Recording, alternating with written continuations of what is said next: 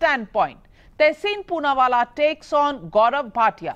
Tehseen Poonawalla, Congress, Congress candidates and especially the Chief Minister's own constituency, Badami, where income tax rates have seen cash being held, being distributed.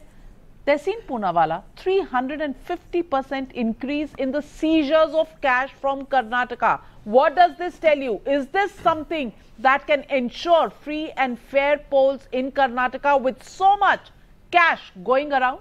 This tells you a number of things. The first thing it tells you is the Prime Minister's Jumla of demonetization has completely failed.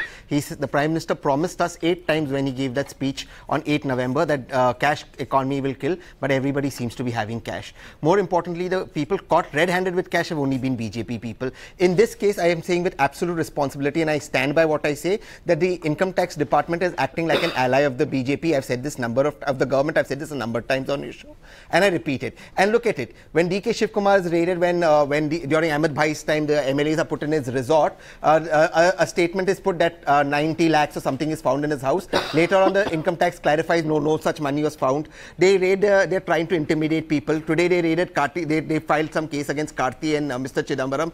Ultimately, you've seen that transition is done in 2015 and 2016 is being declared by Chidambaram Saab.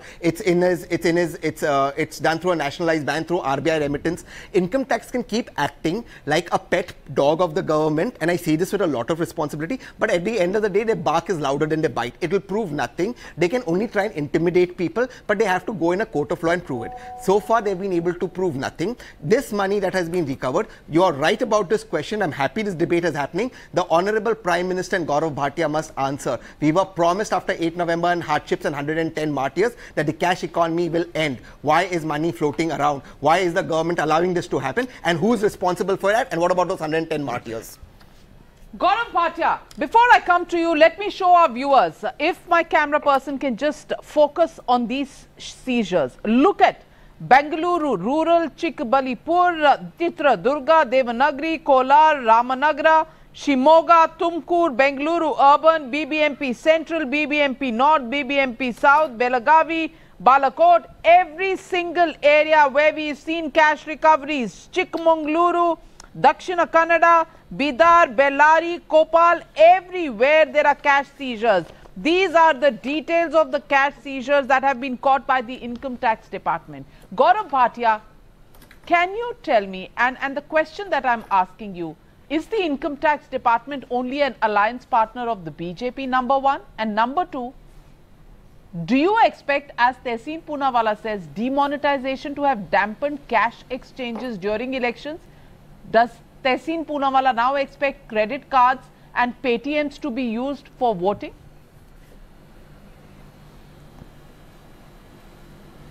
See, Navika, first of all, let me tell you that the Congress is aware that they are losing the Karnataka election and the frustration is coming out, and they are resorting to corrupt means and dubious means to win this election. But let me say it with utmost confidence that this election will be won by the BJP, and voters of Karnataka will give a befitting reply to the Congress party for their corrupt and communal politics.